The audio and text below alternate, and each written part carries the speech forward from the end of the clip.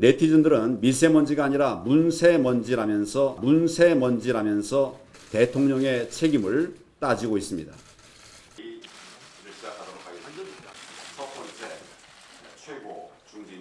의원님들께서도 오늘 아침에 나오실 때 미세먼지 때문에 많이 불편하셨을 겁니다. 재앙 수준에 다다른 미세먼지 상황을 보면서 이 정권의 무능과 또 무책임 질책하지 않을 수가 없습니다. 지금 국민들은 마음 편히 외출도 못하고 있습니다. 노약자와 어린이들은 심각한 위협에 직면해 있는데 정부가 사실상 아무런 대책 없이 무대책 상황입니다.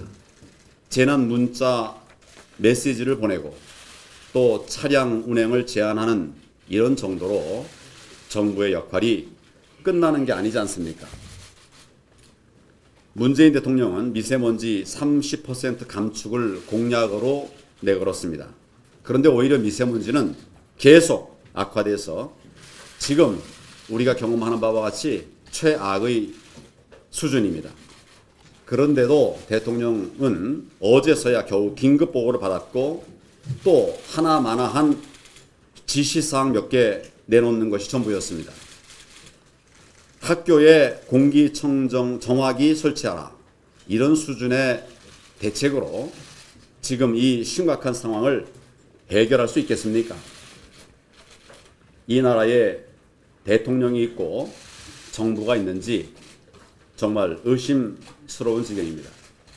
미세먼지 문제를 해결하려면 원인 파악부터 정확하게 해야 합니다. 상황을 악화시킨 근본 책임이 정권 스스로에게 있으니까 거짓말만 늘어놓고 대책도 제대로 내놓지 못하고 있는 상황입니다. 그래서 우선 가장 심각한 원인이 중국발 미세먼지라고 하는 점을 확실히 인지하면서 이 정권은 북한 때문인지 중국의 눈치만 살펴보면서 강력한 항의 한 번 못하고 있는데 대통령 방중 때 공동 대처를 약속했다고도 했는데 왜 지금껏 아무런 소식이 없느냐? 정말 묻고 싶습니다. 두 번째로 큰 원인은 석탄 화력 발전입니다. 정부의 막무가내 탈원전 정책으로 원전 가동을 줄이다 보니까 어쩔 수 없이 화력 발전을 더 돌릴 수밖에 없게 됩니다. 이것이 결국 미세먼지 증가를 불러오고 있는 것이죠.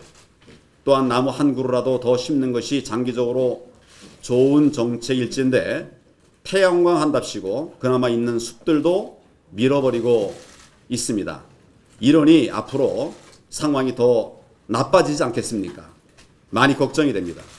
지금이라도 탈원전 정책과 태양광 드라이브를 포기하는 것이 미세먼지를 줄이는 길임을 명백하게 명심해야 할 것입니다. 청와대 국민청원 게시판에 27만 명이 넘는 국민들이 중국에 항의하라고 요청을 했습니다. 네티즌들은 미세먼지가 아니라 문세먼지라면서 대통령의 책임을 따지고 있습니다. 이 문제는 중국과의 협력이 가장 중요하고 또 범부처와 지자체가 함께 해결해야 하는 큰 사안입니다. 그런 만큼 환경부 장관 불러다 몇 마디 해서 될 일이 아니라는 점을 분명히 말씀을 드립니다. 대통령이 스스로 내걸었던 공약을